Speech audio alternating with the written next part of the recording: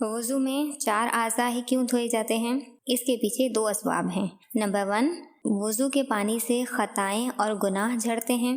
حضرت آدم علیہ السلام سے پہلی جو لغزش صادر ہوئی یعنی گندم کھانا، اس میں انہی 4 اعضاء نے کام کیا تھا کہ دماغ میں کھانے کا خیال آیا، پاؤں ادھر چلے، ہاتھ سے گندم پکڑا، منہ شریف سے کھایا، لہٰذا حکم ہوا کہ نماز کے لیے انہی اعضاء پر پانی پہنچاؤ۔ یہ تھی پہلی وجہ۔ دوسری وجہ یہ ہے کہ اب بھی اکثر گناہ میں انہی عضو کا زیادہ حصہ ہوتا ہے۔ ہاتھ، پاؤں، آنکھ، کان، ناک، دل، دماغ سے ہی گناہ کیے جاتے ہیں۔